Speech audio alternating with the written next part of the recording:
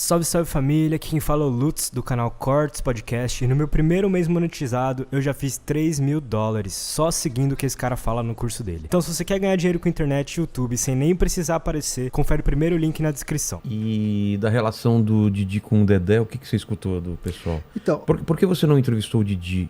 não, E eu nem ia o Dedé. entrevistar. É. Eu ia entrevistar. Porque o Dedé, eu vi você no De Noite com o Dedé, numa entrevista. O que acontece aí?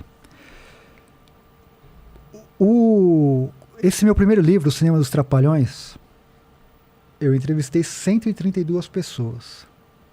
E era natural que dessas 132, algumas não falassem bem do cara. O Renato me recebeu na casa dele. Foi o último cara que eu entrevistei, foi o Renato Aragão. Fui na casa dele, cara. Puta, foi uma das maiores emoções da minha vida. Ir lá na casa dele, chegar lá, ver aquele rapazinho, porque a televisão, você idealiza os caras, né? Você fala, esse cara é um cara... Chegou lá, o Rafael, eu falei, puta que pariu, tô na casa do Renato Aragão, vou entrevistar o Renato Aragão. Eu fiquei quase 2 horas entrevistando ele pra esse livro. Ele elogiou minha pesquisa. Pro livro, não pro livro. comentário. Ele elogiou minha pesquisa. Falou, ó, tô aqui com as portas abertas. Falei, Renato, eu tenho muito mais coisa ainda para falar dos Trapalhões. Eu quero escrever mais livros, quero fazer mais coisas, como de fato eu vou fazer, né?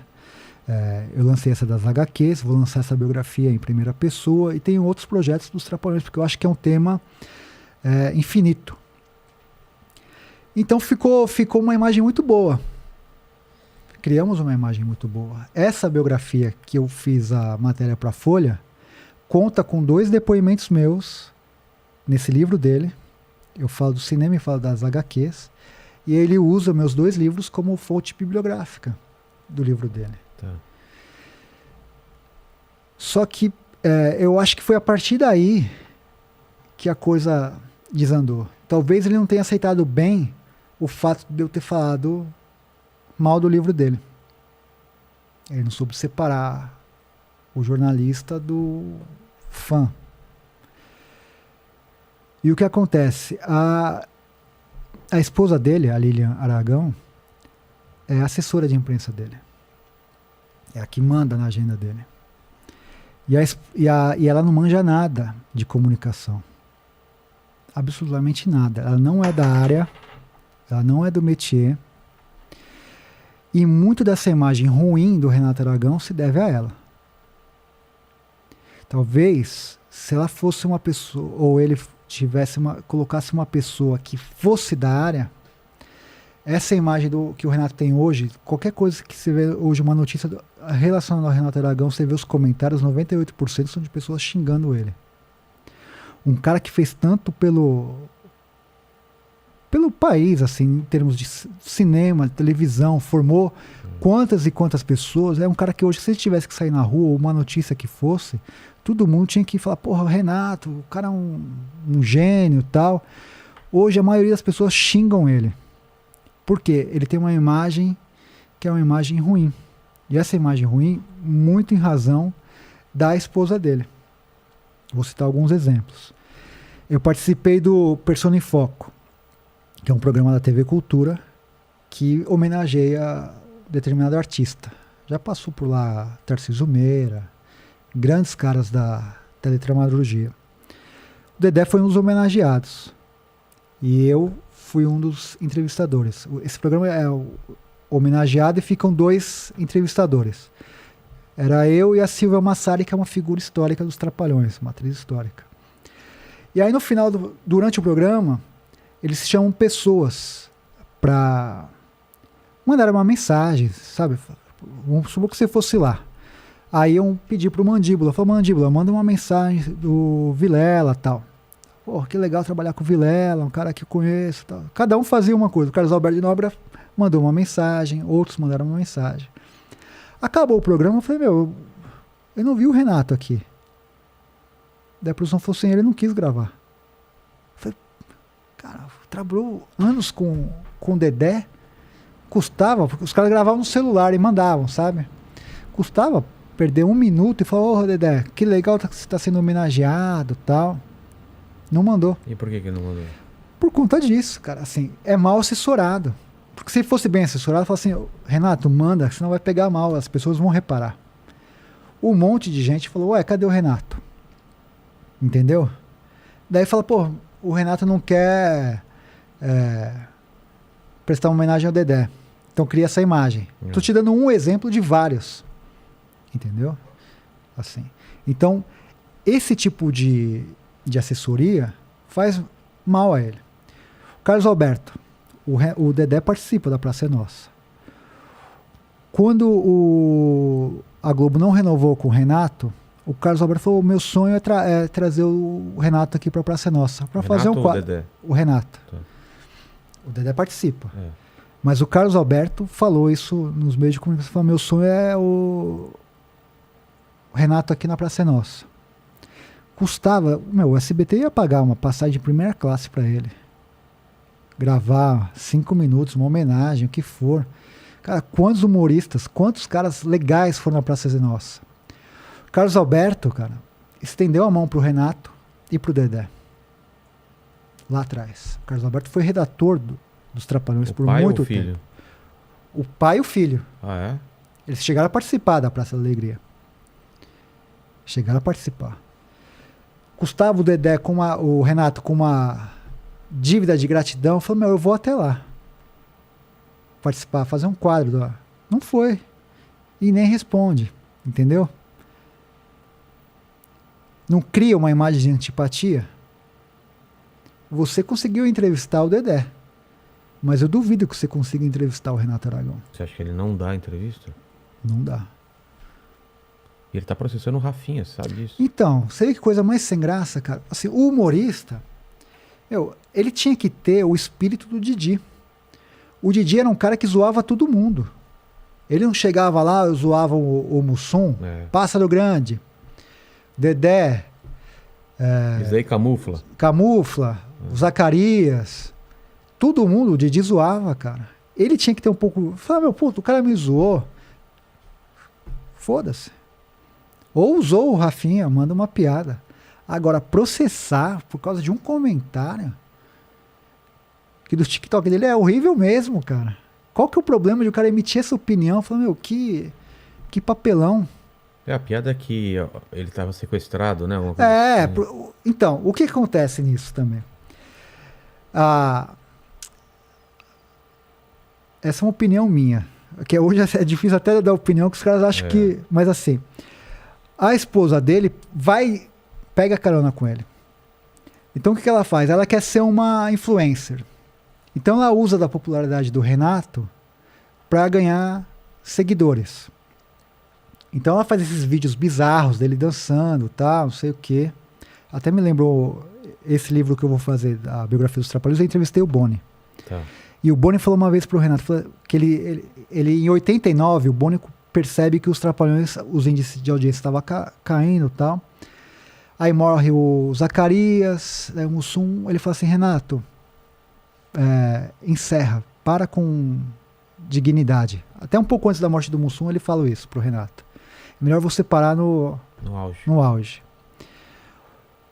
Ele devia ter ouvido o conselho do Boni. Porque esses vídeos do TikTok acabam com qualquer reputação do Renato. Você vê que é uma coisa muito forçada, né? E é uma coisa muito mecânica, porque assim, ela posta e ele já responde em seguida, mas não é ele que responde, é ela que responde pra ela mesma, sabe? Gatona, eu te amo, tal, uma coisa muito... Enfim. É que eu não vejo TikTok, então não sei. Não, mas é no Instagram que ele coloca também. No Instagram? Uns vídeos, umas dancinhas e tal. E ele podia chegar pro Rafinha e falar, se eu sou sem graça, imagina você, sabe? Dá uma... Devolver. Piada, Agora, processar. E aí sugira o quê? Fala, porra, olha só que coisa idiota, né? Porque o processo é uma forma de censura, né? A ditadura acabou, mas tem outros tipos de censura, né? O cancelamento é um tipo de censura. Hoje as pessoas se autocensuram com medo de serem canceladas. Ou de não falar as coisas que eu estou falando do comentário com medo de ser processadas. Entendeu? Eu não estou cometendo crime algum. Mas entendeu? Um advogado do Didi já falou Já falou comigo. Falou o quê? Já me ameaçou. entendeu? Nesse meio do processo do documentário, como eu sou um jornal do Rio, acho que se não me engano o Extra, fez a primeira matéria a respeito do documentário. Ele ainda estava em produção. E aí, enfim, conversei por mais de 1 hora com o jornalista e tal, e teve uma hora que o jornalista falou, e aí? E o Renato falou, o Renato não quis falar comigo. Qual que foi a manchete? Renato se recusa a falar com Rafael. Começou a encavalar uma série de outras matérias. Cara, o documentário, é isso que eu falo. É o documentário que ainda não existe, que ainda ninguém viu, mas é o mais falado de todos os tempos. Foi 4 páginas da Veja, foi capa da Folha, Estadão, foi... Tô indo em vários... Tô aqui, entendeu? Por quê? Porque pela força dos Trapalhões.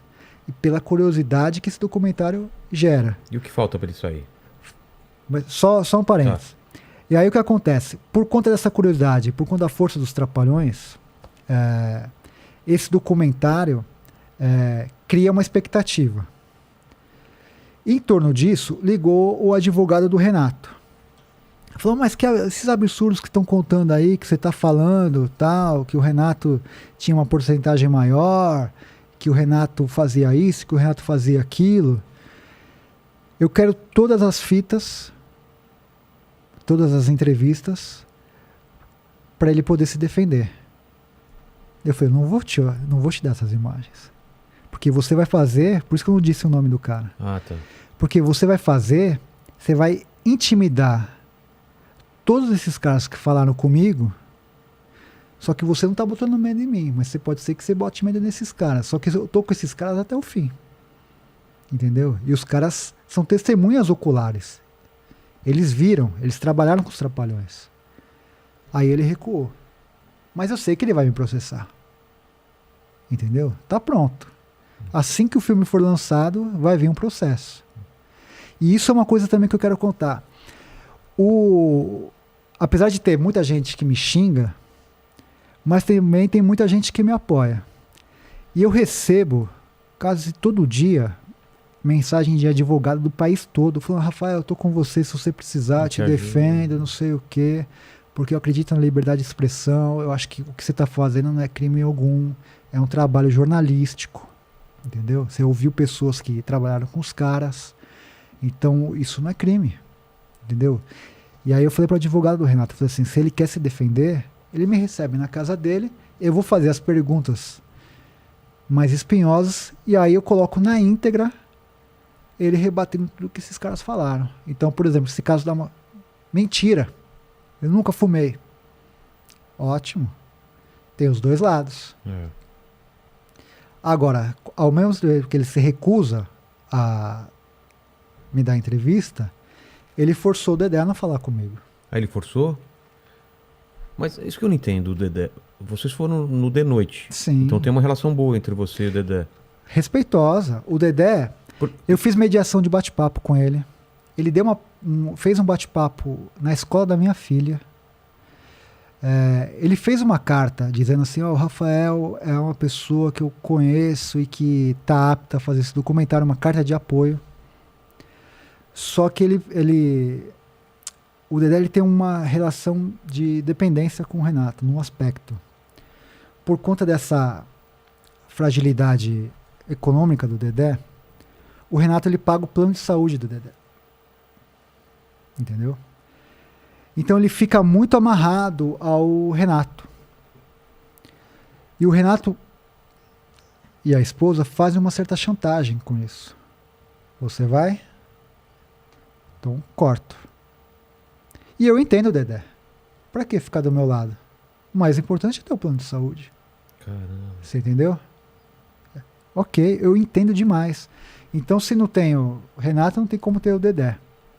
Ao mesmo tempo, tinha algumas outras pessoas que o Renato era muito próximo e ele também conseguiu anular. Eu estava para entrevistar a Xuxa, ela falou, vou dar entrevista pro Rafael. Ele, não. Cortou.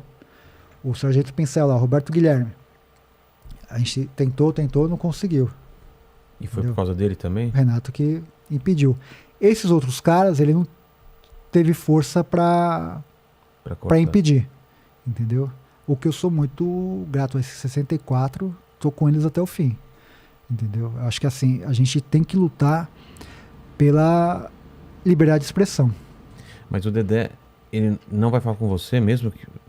Não falo. Nada? Sobre nada? Nada. Ó, vou te dar um outro exemplo. Nessa pandemia, eu fui convidado para Mas, participar. por exemplo, ele veio aqui bater papo Não, com a para gente. você. Ah, Mas o se eu problema fosse- é você. sou eu. Tá. Comigo. Entendi, É entendi. comigo. Tá, O Dedé, onde chamar, ele vai. entendi. Entendeu? Onde chamar, ele vai. Esse bate-papo, durante a pandemia, teve um bate-papo virtual para falar do JB Tanco, que foi o grande diretor dos Trapalhões. E aí o sobrinho do Tanco, neto do Tanco, convidou a Lucinha Lins, convidou o Dedé, convidou outras pessoas e a mim. Quando ele mandou aquele banner, eu falei, nossa, eu tô com o Dedé nesse... Estranhei, eu falei, ué, a gente vai estar junto, mesmo que virtualmente, né? Nesse bate-papo para falar do Tanco. Enfim. Aí começou a live, o Dedé não apareceu. Então começou a rolar a live lá, a gente conversando. Até que depois da live, no outro dia, eu falei, sabe por que o Dedé não foi? Porque esse banner chegou até o Renato e o Renato falou, não participa. O Rafael tá lá. Porra, que dó, cara. Então assim, é uma série de censura, o cara fica tesourando, entendeu? Eu acho isso chato. Tanto é que assim, o que eu acho que ele tem que fazer, e o que ele tá fazendo um documentário para rebater o meu. Quem? O... Renato Aragão. Ah, é? Produzido pela O2 Filmes. Pela O2, É. pô, então vai ser um puta documentário. Mas assim, eu tenho certeza, e isso modéstia as favas, que o meu vai ser melhor que o dele. Porque os caras que eu entrevistei, ele não vai conseguir entrevistar. E as histórias que eu tô trazendo, ele não vai conseguir trazer. E a pegada do meu filme é diferente do filme dele. Entendeu? Eles fizeram uma vez um documentário chamado O Mundo Mágico dos Trapalhões. Foi dirigido pelo... Agora eu não lembro o nome. Enfim, um grande documentarista. O Renato contratou esse cara para fazer o documentário dos Trapalhões. E ele foi totalmente pautado pelo Renato. Então falou, você pega isso. É um documentário extremamente sem graça. Acho que foi para comemorar os 15 ou os 20 anos dos Trapalhões. E o cara teve acesso ao camarim, aos bastidores. O cara tinha uma fonte riquíssima, coisa que eu não tive. Mas ele não aproveitou. Ele não aproveitou por conta do Renato. O Renato aparece em 80% das cenas e os outros nos 20%. Mas é aquela coisa, olha que coisa linda. O título já diz, o mundo mágico dos Trapalhões. Entendi. Então foi aquela coisa apoteótica. Mas tem data já de lançamento desse documentário do Renato? Eu acho que ano que vem. Ano que vem. Tá em produção. E o seu, o que falta pra lançar? Falta coragem. Mas tem material suficiente já. Falta coragem de alguém pegar e dar a mão e falar, vamos junto. Quanto você tem de material? Quanto tempo? Você tá editado já? Tem mais de 100 horas. E editado? Bruto.